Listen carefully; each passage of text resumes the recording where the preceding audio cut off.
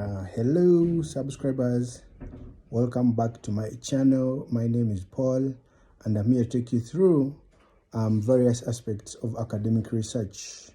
In this episode, I want to explain to you the element which is very crucial in academic research, for which you will never go through with your paper or journal unless you have put it right, and that is the problem statement. In this case, what is a problem statement? A problem statement is an issue to be solved, or a problem that is existent on the ground, or an issue that needs an intervention. The major purpose of you carrying out that research you are carrying out is to come up with interventions or recommendations later for your study. So basically, the problem statement should be the basis for your work.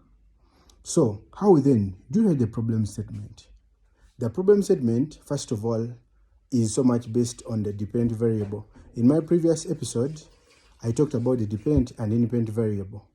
In any study, we can have a topic, for example, like I said, we can have the effect of COVID-19 on the welfare of people in Uganda. So basically, the welfare of people is depending on the effects of COVID-19. There are very many other topics which we could state just to give an example. But the problem statement should have two elements within it embedded, and that is the ideal situation and the real situation. The ideal situation talks about the dependent variable. And what will be this ideal situation?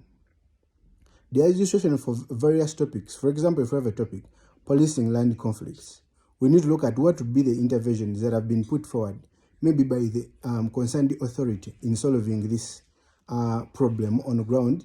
So basically, what would be the effects if that is solved? For example, that topic I've just mentioned, policing land conflicts in Wakiso district.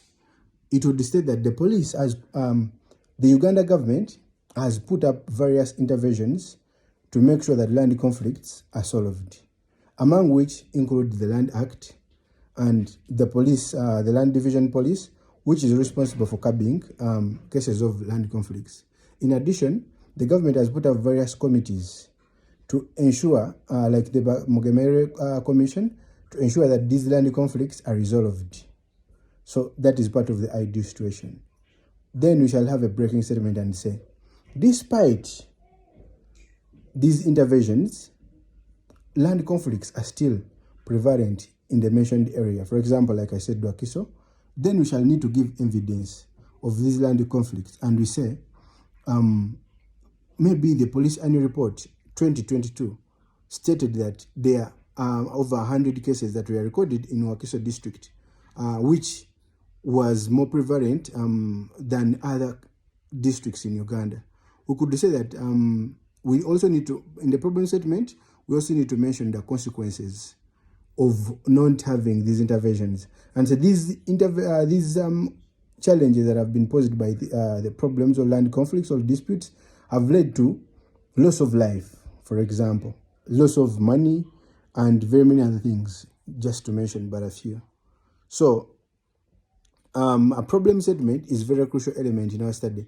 And also we have another area of problem statement which we could add into our work. For example, a literature gap. We could say there are hardly any studies that have been carried out to examine the effect of land conflicts or the effect of policing land conflicts in Wakiso district. Basically, with this literature gap, this means that our study is very important. Therefore, our study will be carried out to examine the effect of these of these land conflicts, maybe in Wakiso district. Yes,